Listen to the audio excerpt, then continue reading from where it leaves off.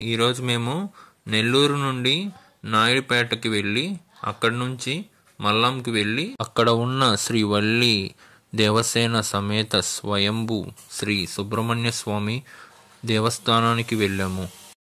Naidupeta bus stand నుంచి మల్లం సుబ్రహ్మణ్య స్వామి గుడికి వెళ్ళేదానికి మనకు పల్లె వెలుగు బస్సులు, ఆటోలు ఉంటాయి. నాయుడుపేట బస్టాండ్ నుంచి ఒక 45 నిమిషాలలోపు గుడికి చేరుకోవచ్చు.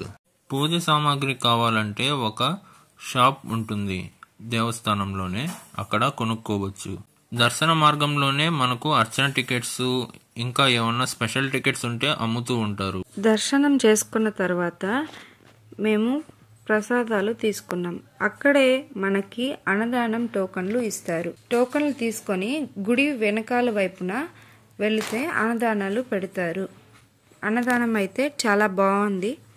మీరు గనక అన్నదానానికి సహాయం చేయాలంటే మీ వంతు సహాయం చేయొచ్చు. స్వామివారి దర్శనం కోసం మనం ఉదయం 11:30 గంటలలోపు గుడికి వెళ్ళాలి. ఉదయాన్నే మిస్ అయితే ఇంకా సాయంత్రం 4:30కి దర్శనం చేసుకోవచ్చు. ఈ గుడి యొక్క ప్రత్యేకత భారతదేశంలోని సుబ్రహ్మణ్య స్వామి స్వయంభూగా వెలసిన ఏకైక పుణ్యక్షేత్రం. దేవస్థానంలో ఉండే స్టాఫ్ మొత్తం చాలా ఫ్రెండ్లీగా ఉన్నారు. చాలా ఈజీగా దర్శనమైంది. ఈ దేవస్థానం 6వ శతాబ్దం నుంచి ఉన్నట్లుగా పూజారులు చెబుతున్నారు. మీకు ఈ గుడి గురించి ఇంకా ఏమన్నా వివరాలు తెలిస్తే కామెంట్ చేయండి. తద్వారా అందరికీ ఈ గుడి గురించి తెలుస్తుంది. ఇంకా మీరు ఈ గుడి గురించి వివరాలు తెలుసుకోవాలంటే నేను ఒక లింక్ అనేది డిస్క్రిప్షన్లో ఇస్తాను.